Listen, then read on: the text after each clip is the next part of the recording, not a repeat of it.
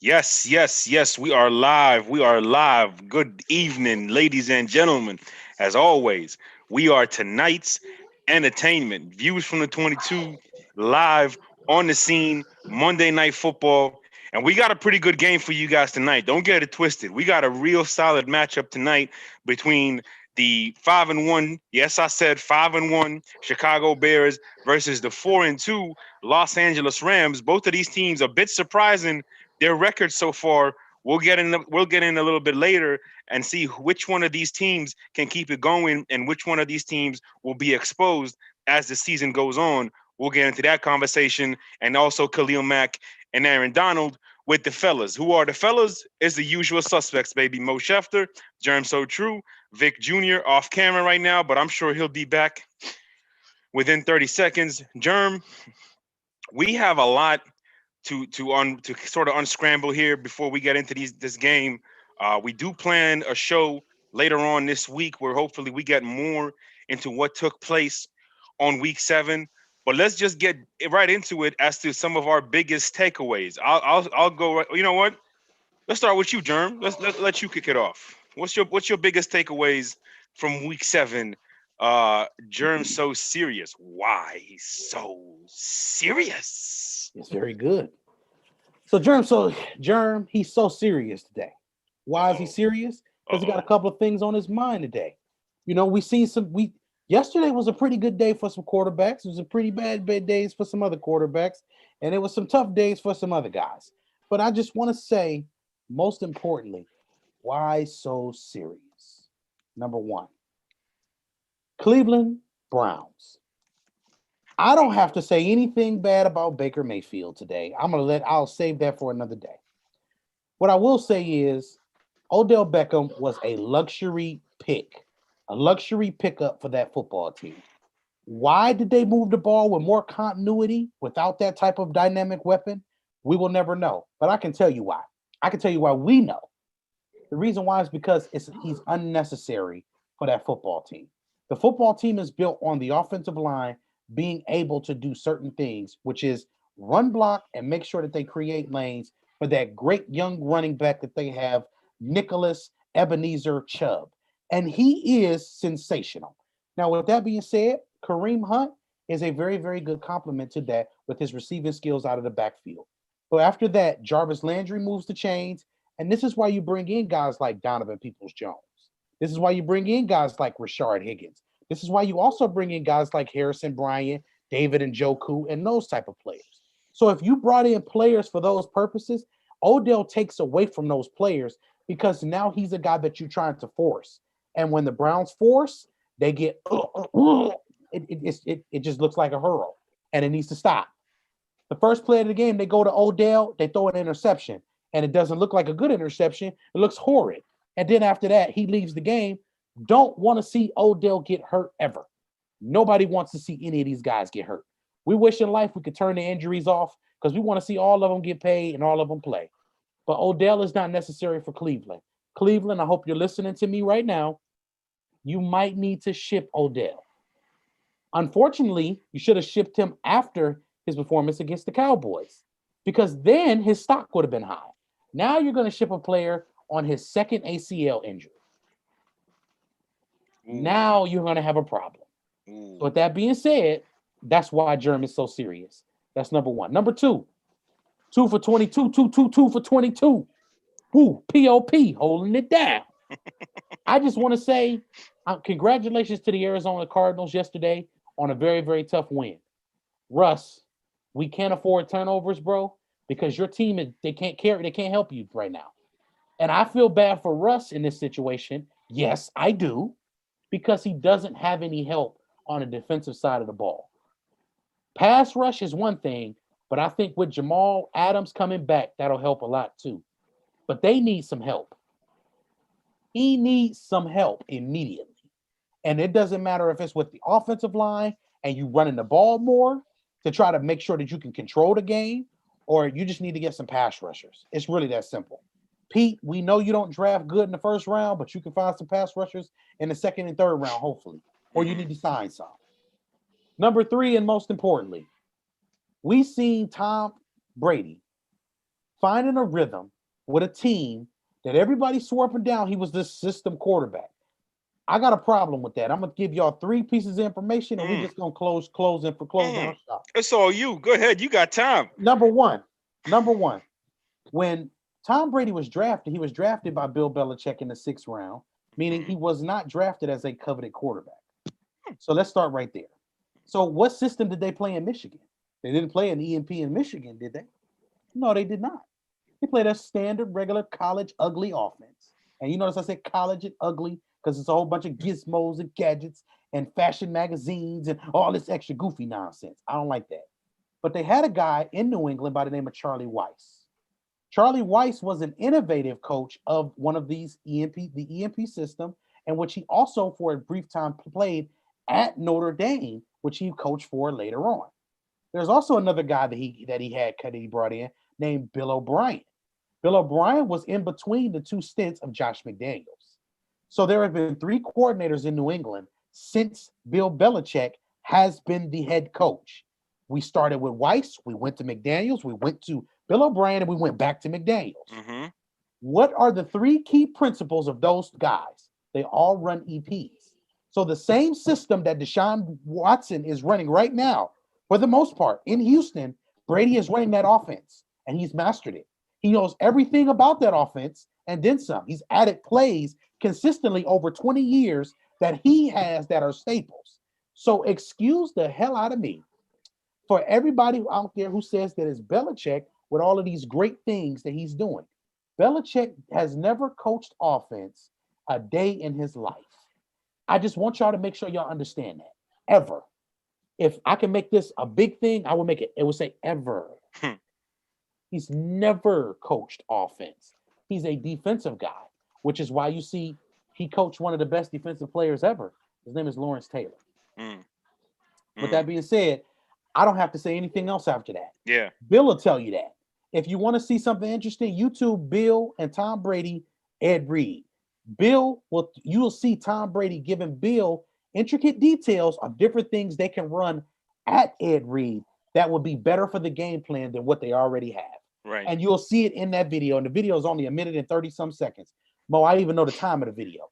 That is just ways for us to understand that we got to stop with the narrative of listening to Shannon Sharp and all of. Shannon knows better. He just owned FS1 collecting a check. But you see when Prime sat there with his nice perpendicular upright hat, when we seen Brady win that 6th Super Bowl, where he was perpendicular in there, and he sat there with his hands like this, he said, that is not Bill Belichick's offense. That's that man's offense. Bill didn't make that offense. That's his stuff he's running. Right. So I want y'all to make sure y'all understand that. That being said, kumbaya, my lord, kumbaya. Let's get out of here. Ooh, you need some water after that one. My goodness. Just to tie in, just to sort of condense and recap Germ's points about Brady and that offense and that system. The modern EP has got Brady's DNA all over it. That EP, when it was at his most evolved level, was 100% Tom Brady. The same way Bill Walsh has the West Coast, you could put Tom Brady in the EP in that same category. As far as Russell Wilson and the Seahawks is concerned, their number one priority, beef. And beef to protect Russ, more importantly. And as for Odell, second ACL injury, as Jerm pointed out, that's an excellent point. And we know about receivers, and when they have those lower body injuries, and you have another lower body injury, and you're approaching 30, it just becomes a very difficult task to ever regain that athleticism and that explosiveness that we're so used to seeing. So it'll be interesting to see what Odell Beckham's value, and more importantly, how he will perform moving forward in his career. Vic, your biggest takeaways from Week 7? As you can see, the title here says Vic so ready to fight Jerm. Now, he did a good job at the end there. You know what I'm saying? It was, that was amazing. Hard to follow up. He pretty much touched everything that I would have liked to talk about, at least in the time span that we have. Of course, there is the future in terms of, what we're going to talk about Brady and another quarterback show and things like that. We could go more in depth about it. So, he covered that well. When it comes to Odell, and, a lot of people like to put him in that elite category, which talent-wise he is. Talent-wise, he's one of the the elite level receivers. But there's only a select few receivers that can play, that can go from each team and be successful. I think DeAndre Hopkins clearly has shown that he can do that. There's Julio Jones, and maybe that's it. Antonio Brown maybe. So, and we'll see what's going to happen now in Tampa Bay. So Odell is that kind of receiver, right? Because he's an alpha male. Not only he's an alpha male, but God forgive me, it seems like he's a toxic type of alpha male in the locker room. Okay, so when you have a receiver like that with a personality like that, he's gonna have to play with a team like with an Aaron Rodgers, with a Tom Brady, with a Drew Brees, guys like that are gonna kind of slow him down, kind of bring him to earth a little bit, and hopefully use him to the capabilities that he has, because he is a great receiver. You know what I mean? But with a young quarterback, Jerm, let me remind you that Baker's only is in his third year. Okay, with a young quarterback like that, a receiver like Odell is not good for that. So we saw before how he was efficient before Odell came in, and how after Odell left that game, he was a lot more efficient again, to the point where he had 21 straight completions. That's a Cleveland Browns quarterback record, for those of you that don't know that. So basically, again, it's one of those situations where so sick of it. Again, third-year quarterback. Baker's a very confident kind of kid. And as you can see, it just seemed like when Odell was taken off the field, his confidence came back. He was more efficient. I'm going to just leave it at that. We got a lot more to talk about in the future quarterback show, because we're running out of time. We got 15 minutes. We still got time. Don't worry. I'm going to make my takeaways brief. Before we do that, shout out to everybody in the comments. April in the building. April, we appreciate you supporting with the hoodie. Glad you like it. Glad you showing it off. We appreciate that dearly. KG in the building. Dennis King in the building. Tanya in the building. And Josh Storms as well in the building. Ty Love is in the building. Go Dodgers. Yes, go Dodgers. And Siobhan says, have a great show, guys. We appreciate you. And then Category 5 Storm says, we only get 1-0 in the yo, because I said I have some good things to say about Ben. And indeed, I do have some good things to say about Ben. Obviously, he said Fat Ben. Fat Ben. We'll leave that. We'll leave that for later. It's views from the 22, and Brady just happens to be putting out some supreme 22 views. That's all. That's all it is. Where did she bring it down for her? Brady? Where's she right there? She's trying to sneak it in. That's what she's trying to do. Brady. See, the universe is just. I shout out to the universe, because that comment is not popping up on my screen. So. And it says anyways. It also says anyways. Y'all think Russ still the best or no? I never thought he was the best. I mean, that's what got Vic. I don't see any of these comments. I don't see any of her comments. She already know I'm waiting for her to show up on the screen. All right. So, don't get disrespectful. Look. I'm gonna be honest with you. I just think that it's real polished of her to call it the Buccanatrians. I just think that does. I agree with that. That's Get credit for that. I like it. And I'm not mad at it. I'm not mad at it one bit. Anyways, let's talk about that big heavyweight fight that we saw yesterday between the Tennessee Titans and the Pittsburgh Steelers. Obviously, now the Steelers are the only remaining undefeated team in the NFL, and they deserve a lot of credit for that. Now, for Tennessee, we'll touch on them in the show later this week, and I'm sure we'll touch on them more ahead of their game next week on the Sunday pregame show live at 11 a.m. Eastern every Sunday on YouTube. Don't forget, tune in. Shameless plug. But let's talk about the Pittsburgh Steelers right now. First of all, they won that game off of a few things. As far as their defense is concerned, their defense is still, believe it or not, they're still not at their best, and they're still not at their best because that secondary is still growing into whatever it is it's supposed to be. No issues there. Where they are ready, where they are continuing to manifest into everything we expected them to be, even without the outstanding Devin Bush, is that front seven. And it all starts with the extremely special TJ Watt, who is approaching game record status. And there's only but a few people that are game record status in our book. Khalil Mack, Aaron Donald, and Myles Garrett. That's about it as we talk about the game today. But TJ Watt is right in the bubble of that status. Obviously, you got Bud Dupree and Cam Hayward and Stephon Tuitt and all those spectacular players. And then you got Vince Williams, who's probably top 5 in run defending linebackers in the NFL. And that includes the spectacular duo at the Tampa Bay Buccaneers, so to say. But what I really want to talk about, what I mostly want to stress home, is the play of Ben Roethlisberger. More importantly, the presence of Ben Roethlisberger. There is a reason why this dude is top 5 in his era. There is a reason why this dude is top 15 all time, arguably. And it is because of his leadership. It is because of just how well he is at throwing the football and guiding the troops to where they need to be. And you're seeing that. We always talk about, fellas, how Pittsburgh, the Steel City, Ketchup City, while wide receiver city, is also what it should be known for. That's right. That's right. Yes, flashback. That's a flashback all-time classic clip. Find it on the Views from the 22 YouTube channel, as a matter of fact, which we'll be uploading some stuff to as well soon enough. But fellas, we always talk about how the Steelers have constantly produced these receivers. Well, credit to them for drafting the guys and developing the guys and making these guys what they are. But ultimately, the most credit should go to who? The guy who's had those guys be productive in their offense year after year after year. And it is a long list, from Hines Ward to Santonio Holmes to Mike Wallace, Antonio Brown, Emmanuel Sanders, Juju Smith, and now Deontay Johnson and Chase Claypool. And I know I'm leaving out some guys in that list, including Martavius Bryant, who unfortunately, through no fault of anybody else but his own, never amounted to what he should be.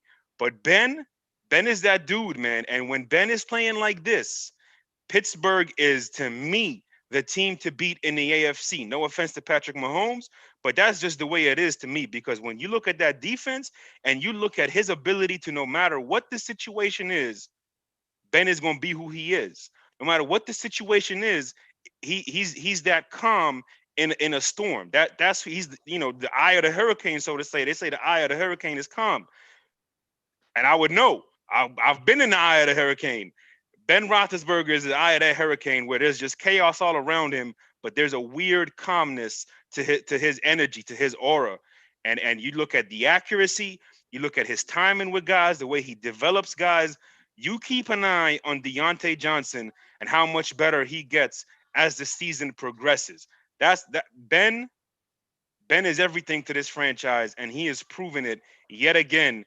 He started in 2004. It's 2020. Quick maths, that's about 16 years. Hey, for 16 years, he's been a prime reason. This is the ultimate point about Ben's career. He stayed relevant when Peyton Manning and Tom Brady were at their prime. That is hard to do. And he deserves a lot of credit for that. My other biggest takeaway, well, I got 2 more big takeaways. With Ben, I would not mind seeing Ben Roethlisberger versus Tom Brady in February whatsoever. That would be, I think, amazing. Bruce Arians versus Mike Tomlin, Ben Roethlisberger versus Tom Brady, TJ Watt, Bud Dupree, Cam Hayward, and Ndamukong Suh, Devin White, Levante David. That would be a prime time Super Bowl. That would be fun. Oh, that would be fun. That's got 28-27 of pure fun written all over it. And then my last takeaway, just wrap it up, and fellas, you could respond to this. Updated on the MVP race, my opinion at least, our opinion at least. Here's what I think from what we saw yesterday. And I know Vic is not going to like this. You could see him holding his breath already. You could see that hoodie tightening up around his chest. Don't add me to our, you just said I'm our, just saying, I'm going to give my views, and then you will give your views, and then Germ gives his views. Okay. And basic grammar, that would be our views. Okay. That's all I'm saying to you, Vic. You gotta get so hostile with me. All right. Spit it out. Hey, listen, you about to get these bars. All right. I got the goods tonight. See, went over his head. Went completely over his head. I heard you. You got the goods tonight. Okay, all right. 3 biggest takeaways as on the MVP race. Russell Wilson is no longer in firm control of that lead. Kyler Murray is firmly back in the conversation of the MVP race. And number 3, the best to ever do it in the history of playing football, is now in sole control of that MVP conversation in number 12, Thomas Edward man. Patrick Brady Jr. Because of his performance yesterday, he's 15 touchdowns, 1 interception in the last 5 games. He's been spectacular. His accuracy is second to none, second to none, second to none. The ball placement, forget about it, Chief. Nobody comes close. And that's the real deal, as the real deal Holyfield. Fellas, anything you want to respond to Ben, the MVP race, any of that? Vic, go. I'm gonna let you go first, Vic. Go ahead. You want me to go first? Yeah, go ahead. All right. So I'll listen. I don't disagree with you. Okay. Russ had a bad game. Now, if that's his bad game, give me that over like 90% of the league. All right, because it was some solid plays in that game from him. But if we're gonna put Thomas, which I love, you guys know I love Thomas. If we're gonna put Thomas, then why are we not putting Berger in that conversation? Who?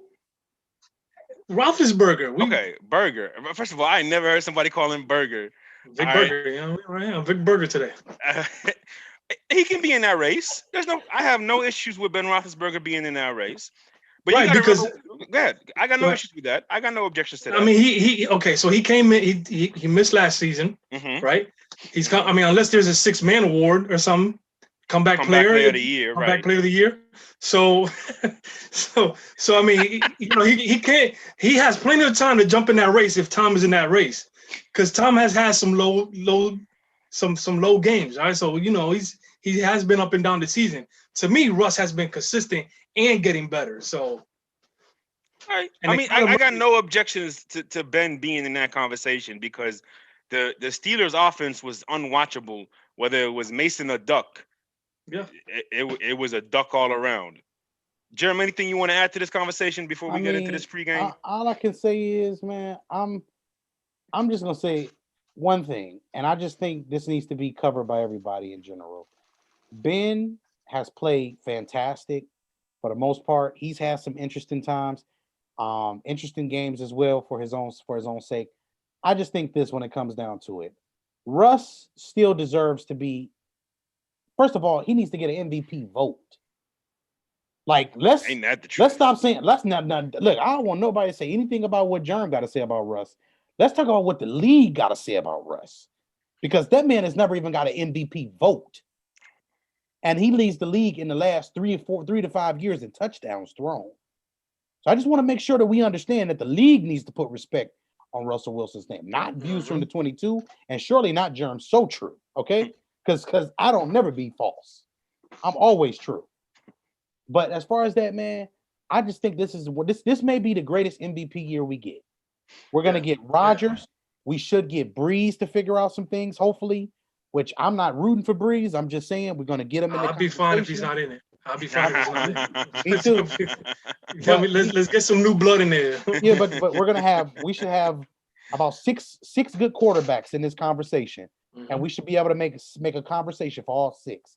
And the only way that there should be a unanimous one is if one of these guys just completely goes on a tear, and that's just what it is. I just think they're all in a ball right now. They all fighting for position to come out, and just is what it is. But I'm just happy to get.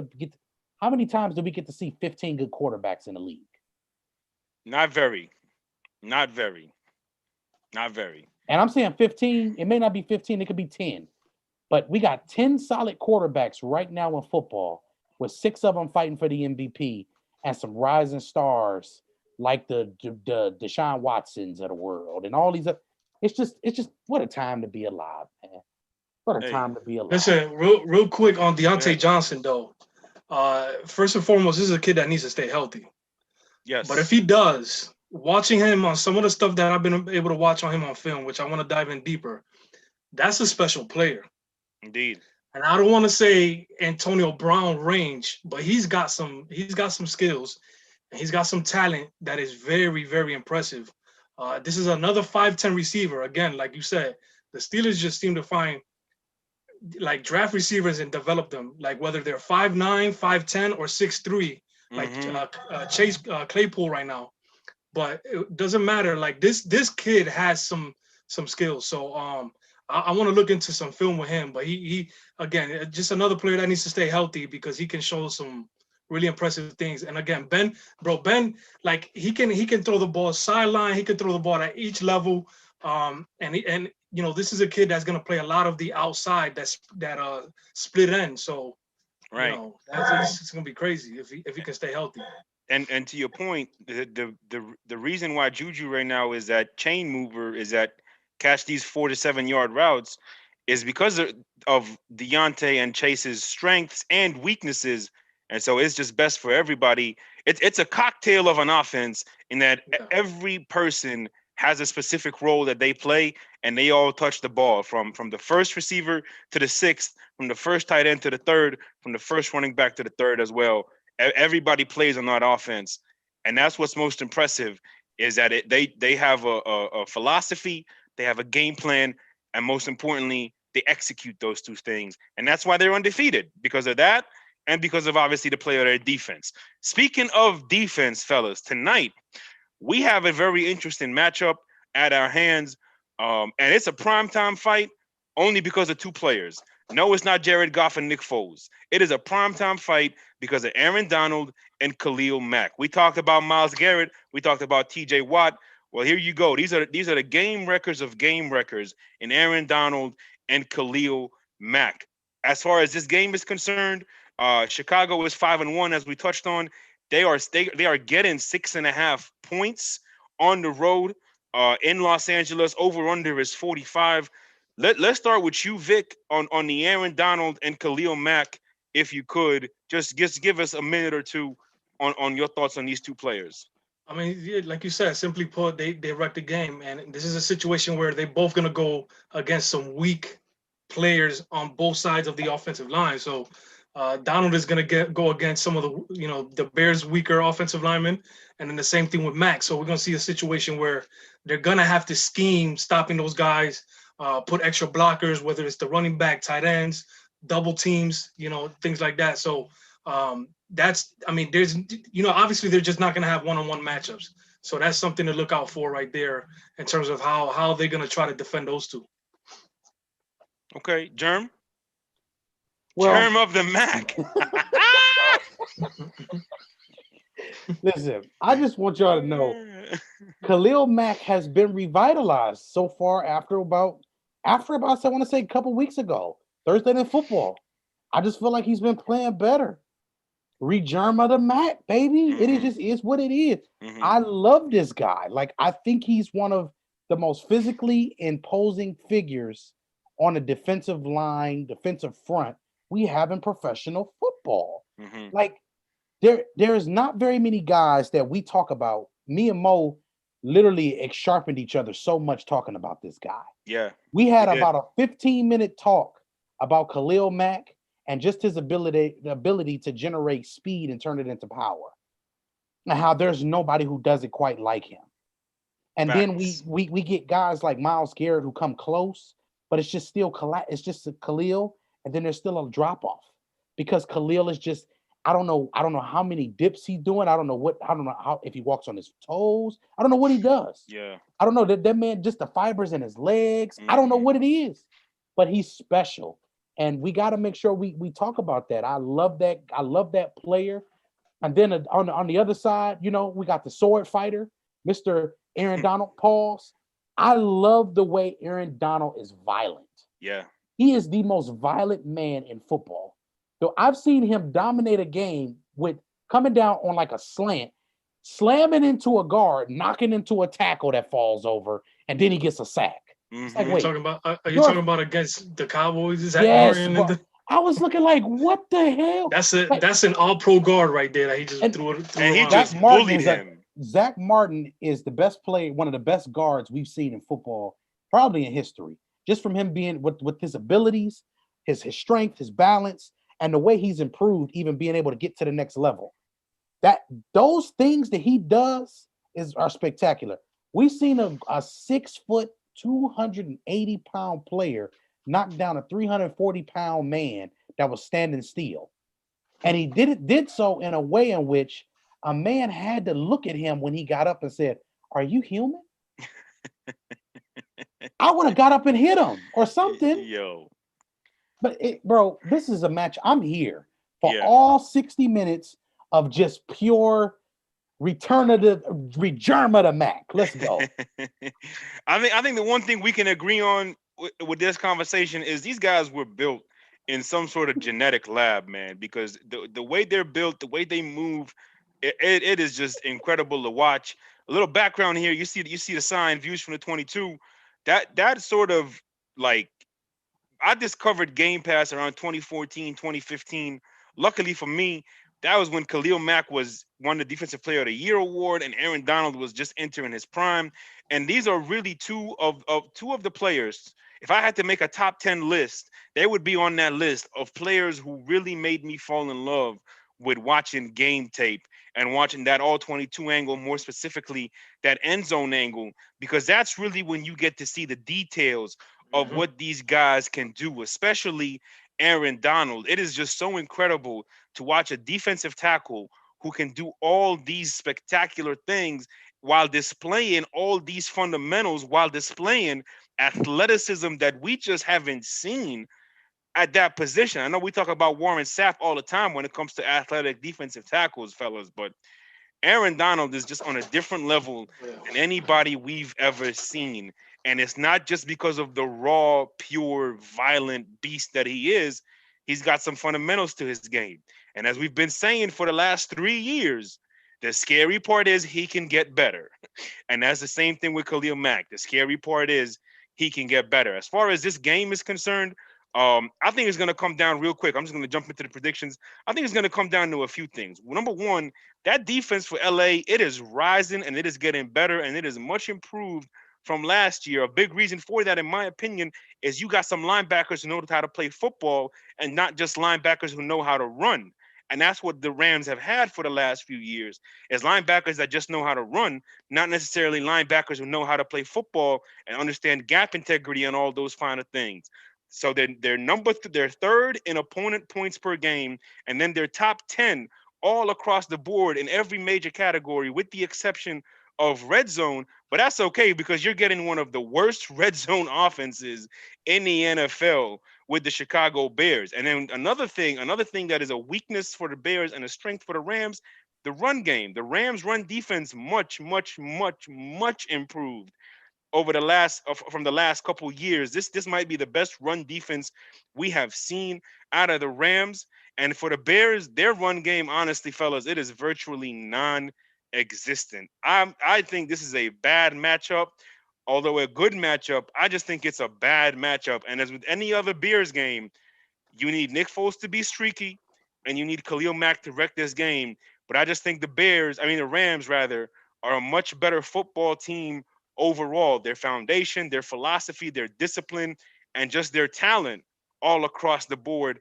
And and yes, and yes, this might be one of the few times where Jared Goff is much, much, much the better quarterback. So give me the Rams to win this game 24-20.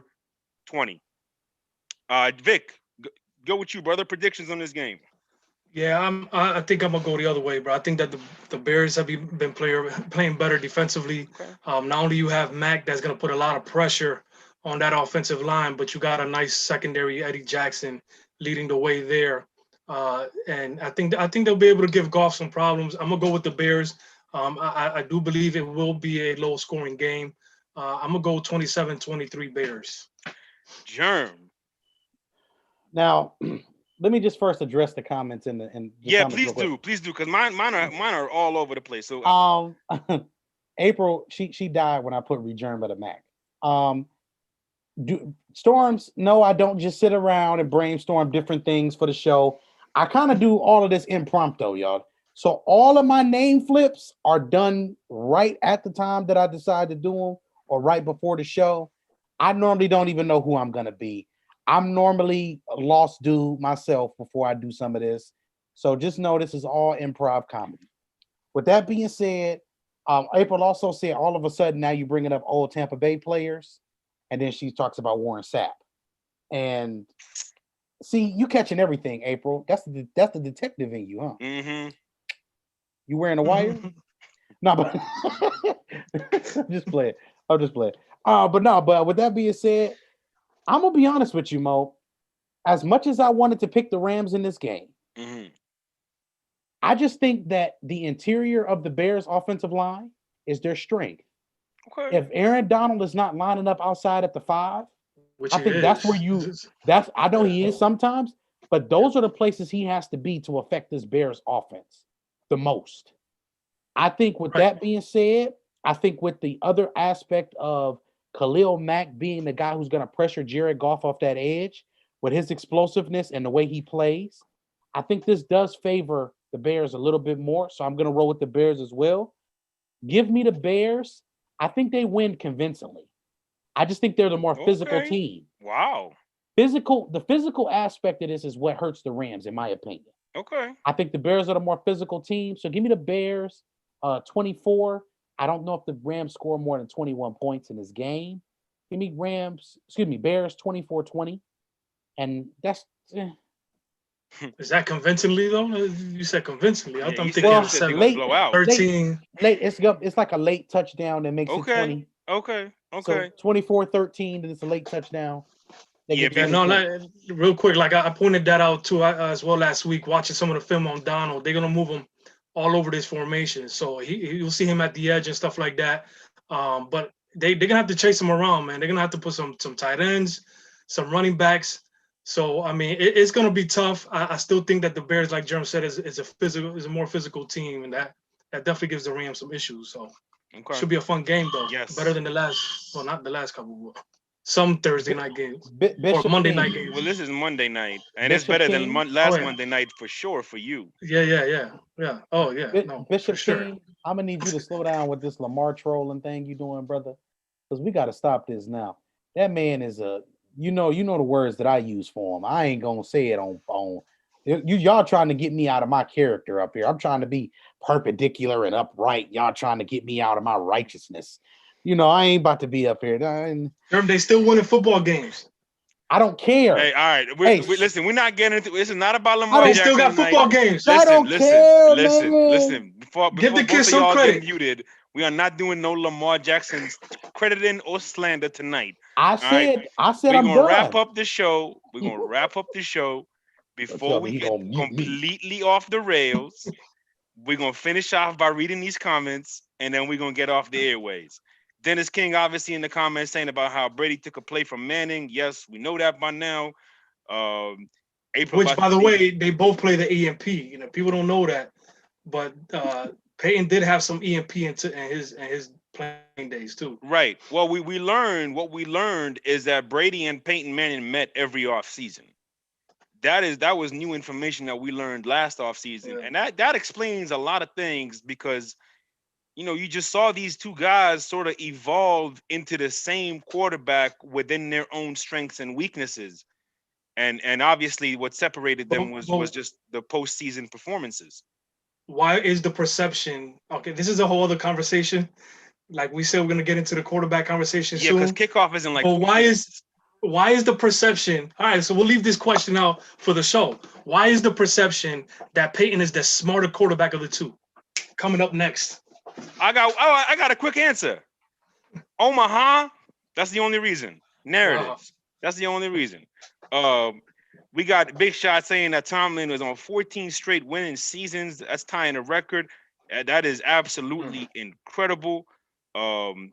Tanya obviously very happy with the Ben Roethlisberger parade that I threw for him. We got somebody in the comments with my government name saying Bears win 100%. All right. Ty Love, I don't even know who that is before you ask me, Germ. Category, where is it? Tyra Love saying Derrick Henry for MVP. That's a no. I'm sorry. Like, for a running back to win it, you got to put up amazing numbers and you got to consistently do it. It's a no for me right now for Derrick Henry, but if the Titans end up with the number 1 seed or the number 2 seed, then certainly for sure Derrick Henry becomes a serious candidate to win that MVP. Obviously, April loving the Khalil Mack conversation. Germ pretty much touched on everything else. Tanya is asking, do you want me to say it, Germ? I don't know what You she's can talking say about. it. You can say it. Tell them about that slaw ass quarterback. Oh, over about there. okay, all right. You know what, Tanya? We're not gonna have you encouraging this negative energy tonight either. It's been a good day. It's been a good week for you with Alabama and Pittsburgh. Let's just keep the positive vibes going all the way around. Vic Jr., Reed Germ on the Mac, Mo Schefter. Enjoy the Monday night game, y'all. We'll see y'all later this week. Don't forget to subscribe to the scene. I didn't mean to say that with like, but don't forget to subscribe